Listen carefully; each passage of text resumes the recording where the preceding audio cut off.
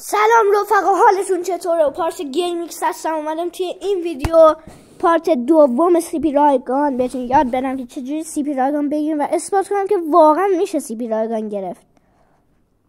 میان همین بخش همونطور که گفتم اینو میزنیم، اینا رو که میگیریم هیچی.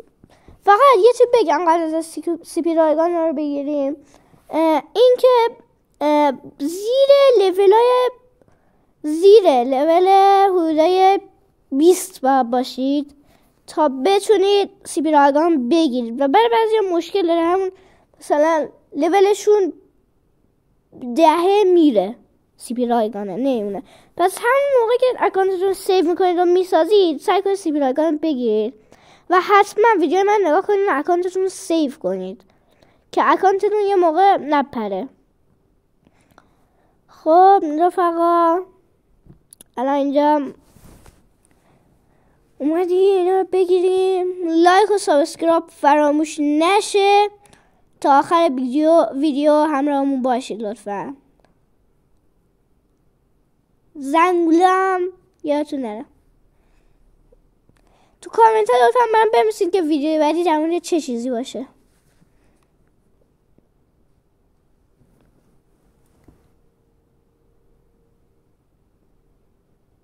خب 20 تا CP بده.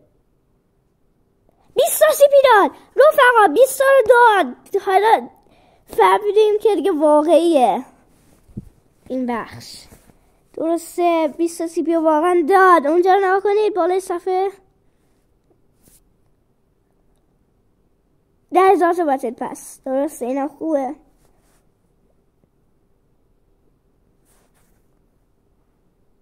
خب اگه گرفتم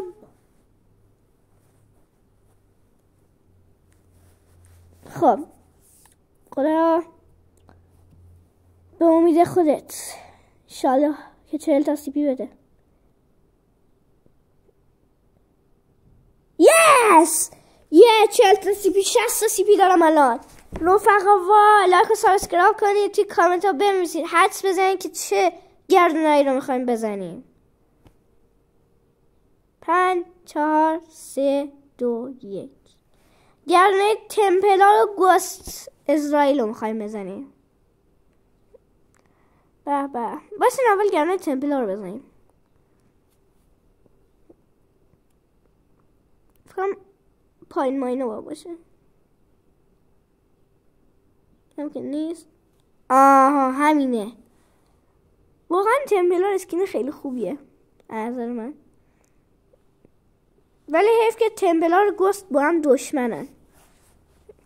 خدایا به امید خودت این گردونه رو به تو میسپاریم. بسم الله.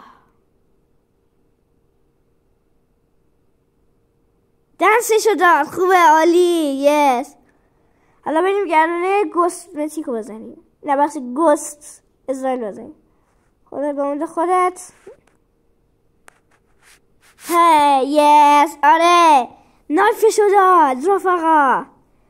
وای حاجی اسکینشو داد. وای نه ای اسکینشو داشت میداد. چه شانسی داریم ما. یه ثانیه دیگه روی اسکین میموند اسکین رو داده بودم. این اسکین رو خواست بوده. خب رفقا لایک و سابسکرایب یادتون نره، زنگوله رو بزنید. فعلا تا ویدیوی بعدی خدا حافظ.